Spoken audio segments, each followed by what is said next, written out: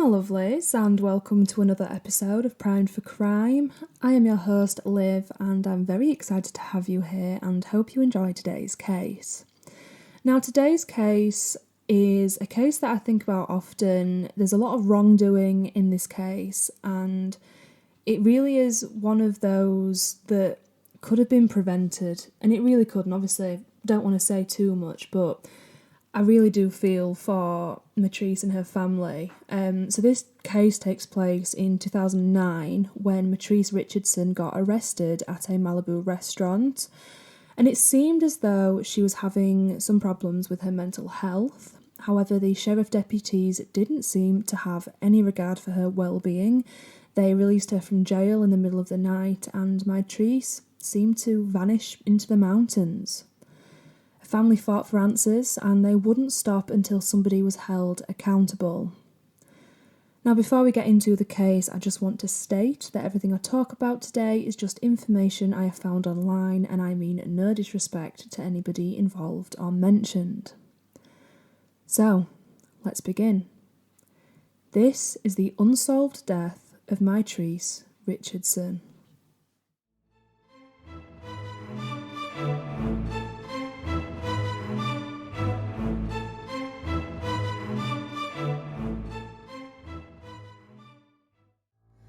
Mitrice Richardson was born on the 30th of April 1985 to her parents Lettice Sutton and Michael Richardson in Covina, California.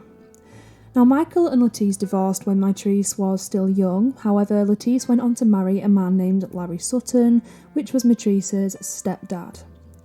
Now, when Mitrice was still young, her dad Michael spent time in prison, but when he got out, he turned his life around and excelled his career in the healthcare industry. So although Michael didn't play a huge kind of role in raising Mitrice, their relationship started to get closer as she got older. So Mitrice was often described as smart, thoughtful, kind, and very, very pretty. She was the type of person that people gravitated towards, and everybody wanted to be her friend. So she graduated in 2008 from California State University at Fullerton with a BA in psychology, and at this point she was living in South LA with her great-grandmother Mildred, and Mitrice started interning at the office of Rhonda Hampton, who was a clinical psychologist and a family friend. On top of this, she was also working as a dancer at a local nightclub and competing in beauty pageants and modelling. Near the end of 2009, Mitrice started showing signs that something was wrong. She had recently broken up with her girlfriend, Tessa Moon. They had actually been together for 2 years, which would have obviously been upsetting. However, Mitrice also suffered from bipolar disorder. Now, it's not clear when she was diagnosed, but up until this point, it seemed to be under control. So this is when her mum, Lettice, started getting weird text messages from Mitrice and also noticed that she was posting unusual stuff on her social media.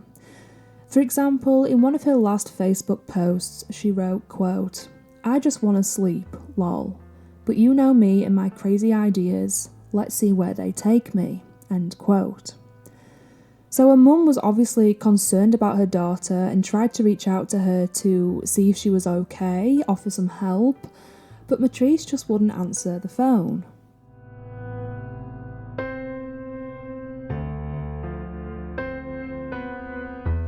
On Wednesday the 16th, 2009, Mitrice decided to drive from her great-grandma's house in South LA to Malibu, which is roughly 40 miles away along multiple twisting cliffside roads. Now, once she'd reached Malibu, she pulled into the car park of the restaurant Jeffrey's, got out, and approached the valet.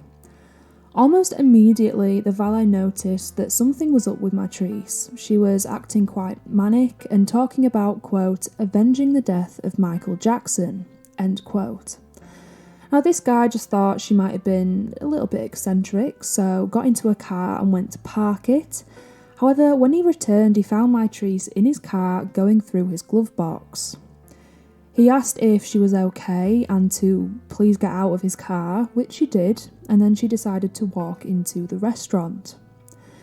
Now, when Mitrice got into the restaurant, she walked up to some random table and just kind of sat down with them. And she was making bizarre statements like that she was from Mars.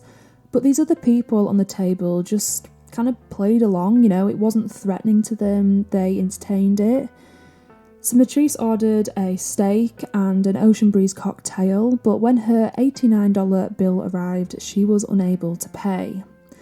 Now, I'm not entirely sure if she refused to pay or she didn't have means to pay. However, we do know that her purse was in her car, so if it was there and, she could have just gone and got it, but we don't know. But yeah, she wasn't able to pay.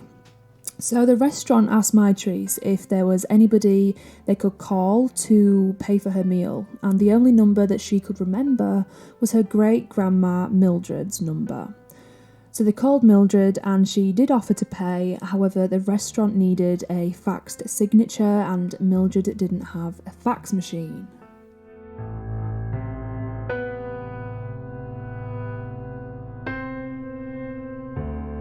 So at this point, the restaurant is kind of out of options. They tried to be as accommodating as they can, but this meal still hasn't been paid for.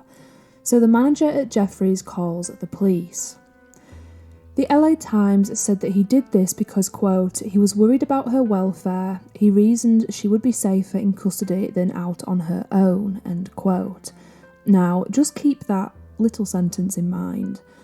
So the police were called, and this is when things get a bit messy, if you want. And, I'm usually not one to bash the police. However, this particular case and these particular events that follow just really show how badly the police handled everything.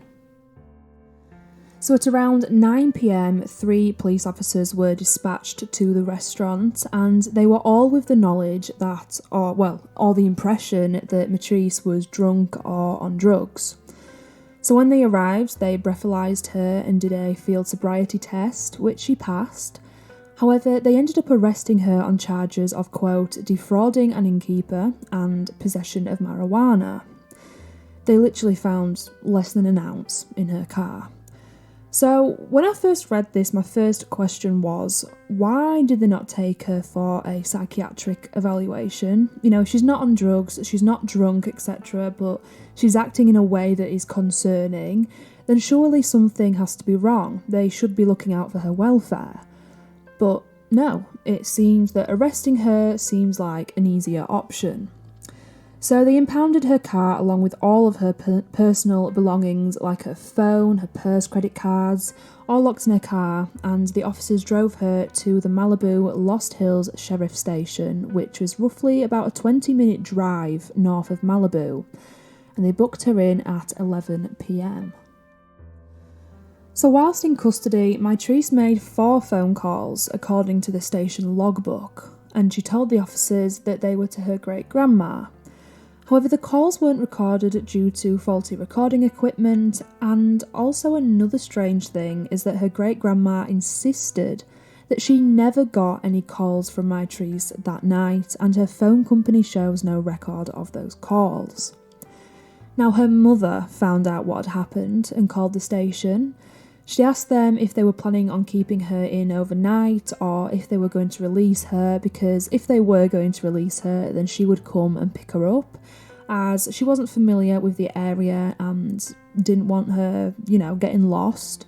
After all, it is the middle of the night and the station is an hour's drive from her home. But the police officer said to Letice multiple times that they would keep her in custody and release her in the morning. So with Letice assured that her daughter was okay and safe, she said goodnight and hung up the phone at 12:30 a.m.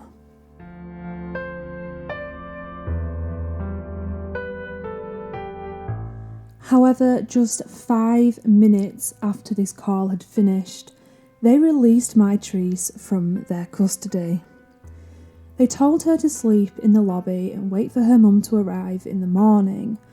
But let's not forget, Mitrice wasn't in the best state of mind, so it didn't matter what the police told her to do. She was free to go, and that's exactly what she did. Now, the security footage that shows her being discharged and leaving the station, and just an FYI, I will get into it a bit later, this footage went missing for months before eventually being found. So, it's the middle of the night. Mitrice has been released from the Lost Hills station, which is in the middle of nowhere. And don't forget, all of her personal belongings are in her car, including her phone, her purse. She didn't even have a jacket. She then began walking the way they had originally drove to the station towards the Santa Monica Mountains. And this isn't just a simple stroll down the road. This is treacherous, especially in the dark. It would have taken someone 6 hours to walk the 16 miles through the mountains back to Malibu. And that is, of course, if A, it was light outside, B, they knew where they were going, and C, had the right equipment. So not the conditions Mitrice would have had or experienced. It's not known where Mitrice was planning on going that night, but she never reached her destination.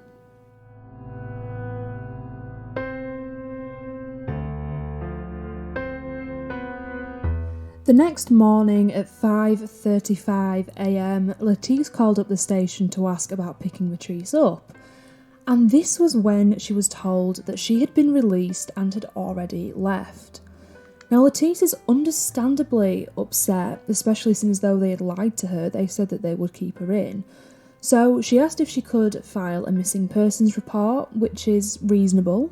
Yeah. Well, wrong. She was told that she would have to wait 24 hours. And this just absolutely infuriates me, not only because that is absolute bollocks, but Mitrice is a vulnerable person, not of sound mind, and she doesn't know the area, she's got no belongings with her, and she was just released in the middle of the night and left to fend for herself. That is not okay. However, some promising information came to light. Now, a former reporter for the KTLA News named Bill Smith called the police to report a woman wandering around his backyard in the early hours of that morning, possibly around 6:30 a.m. Now, Bill's home is about 6 miles west of this Lost Hills station, and it's located at the bottom of Dark Canyon in a gated community. He described this woman as a, quote, slim black woman with afro hair, end quote, and he said that he called out the window to see if she was okay, but this woman just responded with, quote, just resting, end quote. But by the time Bill got out there to investigate, the woman had disappeared back into the darkness of the mountains.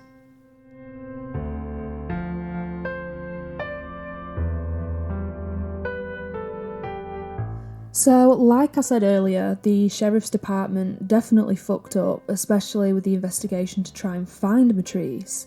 And I think it became very clear very quickly that they just didn't care. They waited a whole 2 days before they went to Bill Smith's home.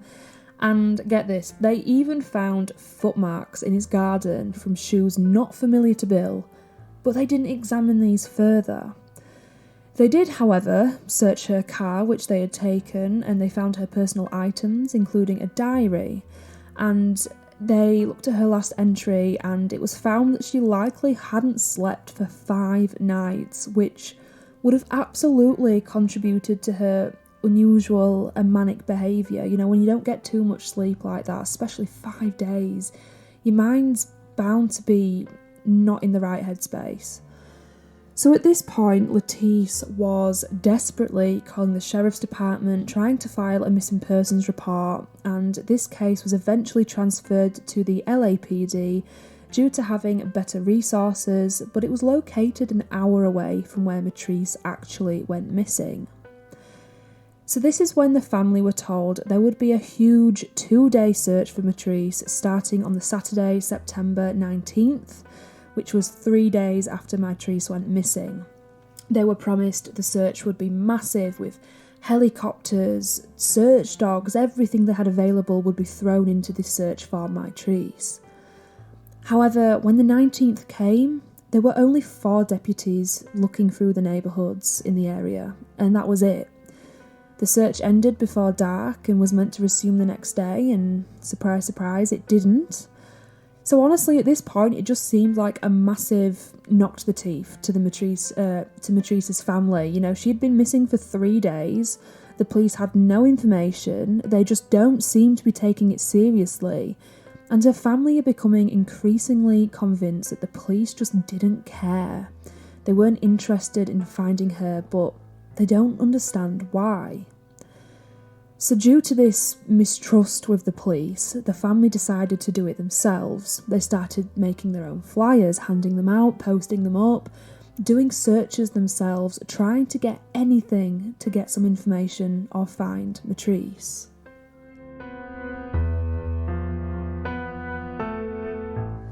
By this time, the sheriff's department started to maybe realise how Mitrice's disappearance could make them look bad, so they frantically started trying to defend their conduct on the night that she went missing.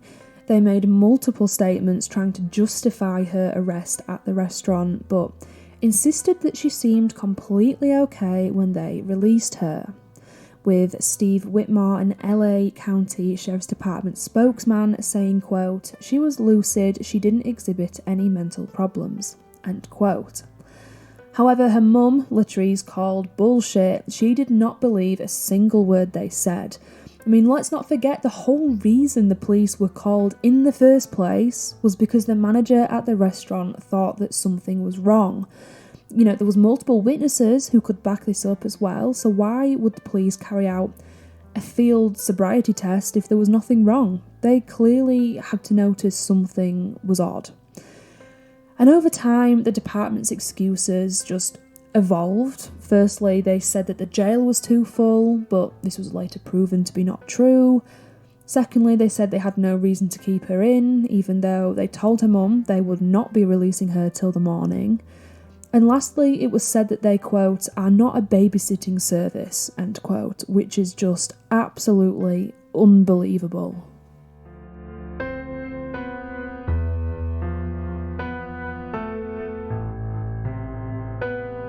Now, let's take a closer look into the sheriff's department. So, to start with, Sheriff Baker was the LA County Sheriff from 1998 to 2014.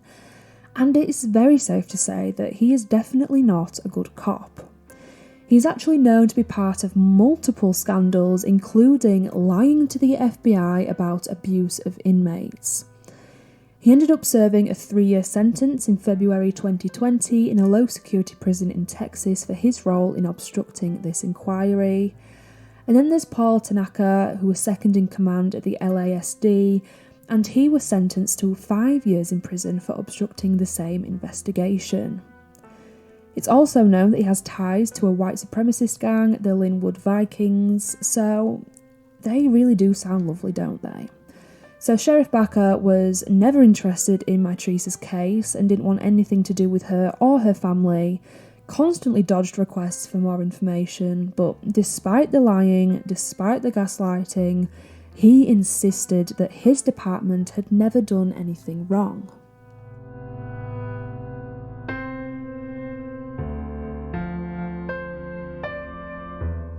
So obviously frustrated with this investigation, if you can even call it that, let's say a lack of investigation, Mitrice's family were just at a loose end. They needed answers, they needed to find Mitrice. You know, enough is enough at this point. So this is when Michael, Mitrice's dad, decided to take things into his own hands and contact the mayor of Malibu, Andy Stern, demanding that something needed to be done. Now, Andy Stern told him that he was on the way to a meeting and did not have time to talk. Annoying. So, what Michael does next is genius, but on the other hand, very sad that he had to go to this sort of length to get somebody's attention about his missing daughter. So, Andy Stern was also a real estate person whose properties went for millions of dollars. So Michael decided to call him on his real estate business number, and when Andy picked up, Michael told him that he was a famous footballer who wanted to buy one of his properties. Andy's ears pricked up. Ooh, a famous footballer. He cancelled his meeting and went straight away to meet him. So when Michael showed up and was obviously not a famous footballer, Andy realised and was mortified, mostly because a story like this would be very bad press for him, especially as the mayor. But in November 2009, the city of Malibu granted a $15,000 reward for anybody with information regarding Mitrice's disappearance and whereabouts. And the likelihood of this happening without Michael's efforts is very, very slim.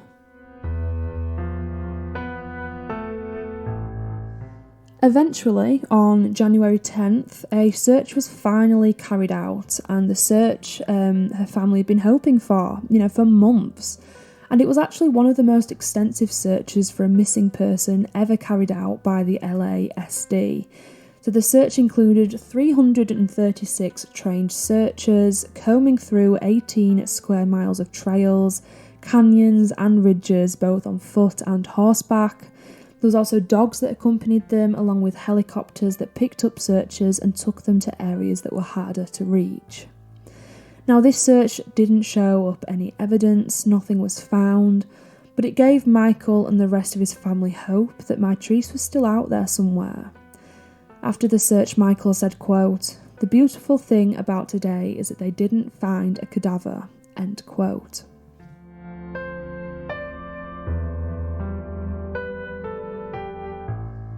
So, do you remember when I mentioned about the security footage of Mitrice at the station? Well, the footage that mysteriously went missing, well, the family continually asked for this, but as you can imagine, their requests for this were ignored.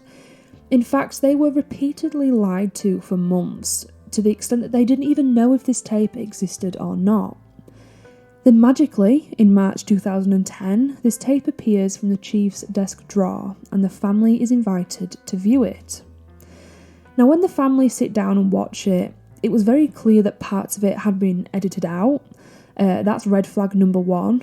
Secondly, Lettice could tell instantly that Mitrice wasn't well at all. She was acting strange. She seemed distressed, acting manic. In the footage from inside her cell, it showed Mitrice grabbing at the door, swinging back and forth, pulling at her hair. So, in Lettice's mind, it's becoming more and more evident that Mitrice was really suffering that night, and she wasn't okay at all. This is when Lettice decided to file a negligence and wrongful death lawsuit against the LA County and Sheriff's Department officials, with the main reason that she wanted the right to demand information, saying, quote, "This magical lawsuit will allow me to obtain every single document in the hands of the LAPD and to dispose every officer and detective involved," end quote.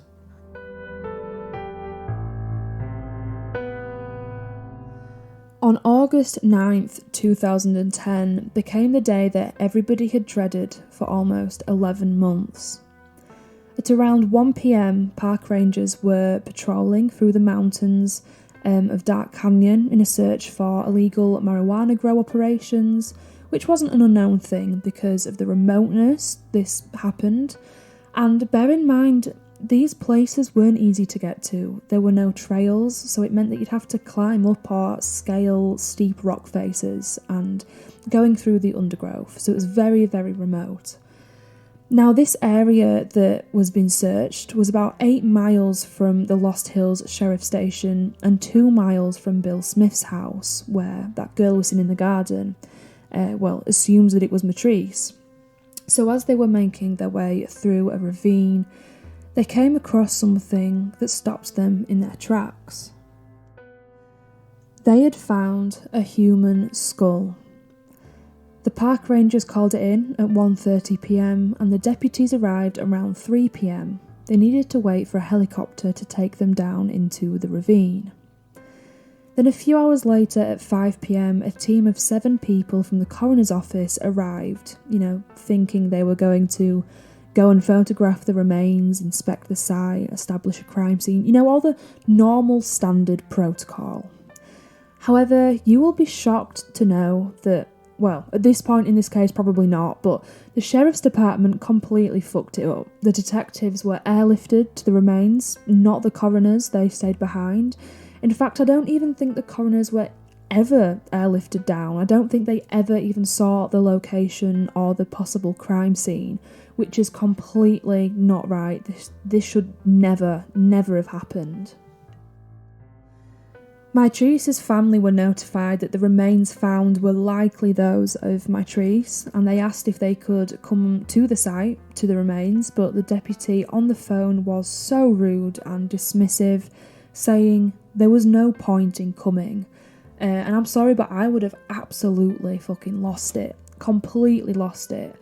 So Lettice asked, what the deputy was going to be doing, how are they going to be treating the site, are they going to be treating it as a crime scene, and when would they be removing the remains?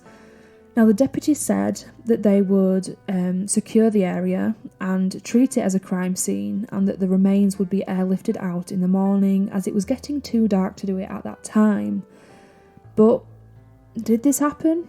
Well, I think you already know the answer to that.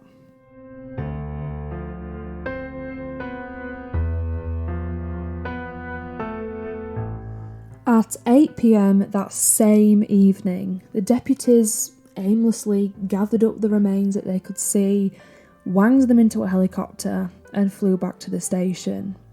And it's not a surprise, but a lot of the bones were missing. They obviously didn't look too carefully. In fact, the coroner's office was so shocked by these actions, insisting that, quote, he was very clear with the sheriff officials and could not think of another case in which a police agency had moved entire skeletal remains without coroner's approvals, end quote. On August 13th, Sheriff Backer made a statement announcing that the remains that had been found were that of Mitrice Richardson. He said, quote, we have no indication of a homicide at this point. I don't believe that the remains are capable of telling us a story, end quote. He also said that they found only a skull and some bones, which was false. There was actually a large portion of mummified remains that were also found. Now, eventually, Lettice managed to get Backer to let her and a small group of close friends go to the scene where the remains were found. And whilst they were setting up this small memorial, shockingly, honestly, when I read this next bit, it made me feel so sad for this family. So when they were up there doing the memorial, they actually found a finger bone. They found one of Mitrice's finger bones, which really does show what a shitty job the police did. They couldn't even gather up all of her remains. So yeah, very sad. They did put a little memorial there. There was a few of them, I think maybe 4 or 5. I think there's a picture. And they found a finger bone. So we don't actually know what happened that night to Mitrice, but there has been a lot of speculation. Now, obviously, the LASD has said that there was no foul play involved, but it's not surprising that many people discount this, especially with their track record of fucking with this case. Her clothes were recovered a bit further up the ravine. They didn't show any signs of having been removed by animals, which would suggest that either Mitrice removed them herself or somebody else did it. And also partway up the ravine was her femur bone along with some other little bones. However, there was one bone that was never recovered, her hyoid bone, the small bone in your neck, and this bone would have been broken if she was strangled, but yeah, this was never recovered. Mitrice's family and friends are convinced that her death was not an accident, and actually later one LAPD detective said, quote, it sounds like someone abducted her, killed her, and at some point dumped her body, end quote.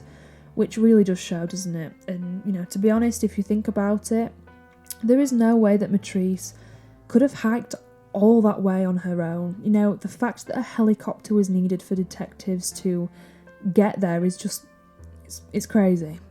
And some also believe that due to her body being part mummified, she may have been buried somewhere else and dug up and dumped in the ravine later. In the official coroner's report, her cause of death was ruled undetermined. However, if the proper procedures had been carried out, they would have been able to make a more solid ruling.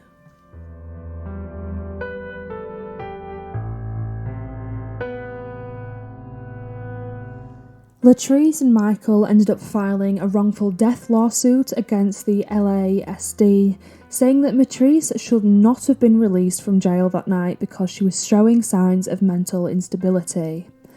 They actually won and were awarded $900,000 each that they split equally. In February 2016, California Attorney General Kamala Harris agreed to open an investigation into Mitrice's death after receiving a heartfelt letter from Michael. However, after looking into the case for almost a year, the Attorney General Harris's office sent a letter to Michael telling him that they found no evidence of wrongdoing in the handling of Mitrice's case by the LASD, and that they would be ending the inquiry, which is terrible. But then there was another new lead/hope when the new LA County Sheriff announced at a memorial service for Mitrice in 2019 that he wanted to assess the whole case from the start with fresh sets of eyes, which is great news. Well, it would have been, but a few weeks later, after he had looked through the department's investigation, he saw, quote, "no reason to rehash a case already subjected to investigations by the State Attorney General's Office, the Los Angeles County District Attorney's Office, and the Sheriff Department's internal review," end quote. Which again is another kick in the teeth for this family. To me, it just seems like they were basing this decision off the report made by the previous sheriff, which was an absolute shit show. But he did go over changes to the LASD to make sure that, some things that happened in Mitrice's case wouldn't happen to anybody else. So now a missing person report for an adult can be filed straight away, and they are now ensuring that phones, personal belongings are given back to people before they are released. And most importantly, he said that now anyone who presented with mental health problems would be evaluated before being released.